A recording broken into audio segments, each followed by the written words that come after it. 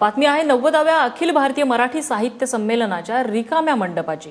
डोंबिवलीतल्या साहित्य संमेलनाचा आजचा तिसरा आणि अखेरचा दिवस। या शेवटच्या दिवशी गर्दी होणार या आशेने आयोजकांनी काव्य संमेलनासह इतर अनेक महत्त्वाच्या कार्यक्रमांचं आयोजन केलेलं होतं।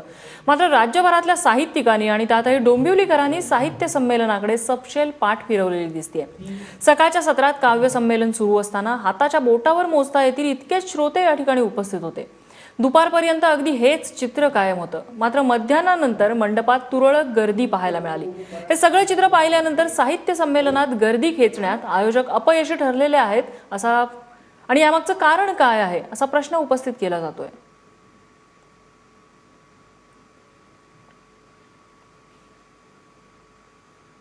संमेलन हे सर्वसमावेशक असायला हवं होतं।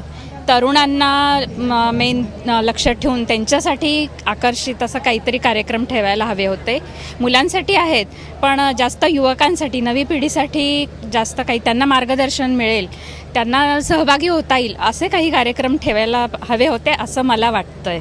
त्याची जास्त ॲडव्हर्टाईज हवी होती किंवा वेळ कमी पडला म्हणा किंवा खूप स्टेज केले ना, त्याऐवजी म्हणजे इकडे सावित्रीबाई फुलेत ठेवला, त्यानंतर इकडे ठेवला, त्याऐवजी एका ठिकाणी जरा जास्त ठेवून तिथे व्यवस्थित समन्वय किंवा कोऑर्डिनेशन करून केलं असतं तर जास्त चांगलं झालं असतं असं वाटतं। मग गर्दी जास्त दिसली असते।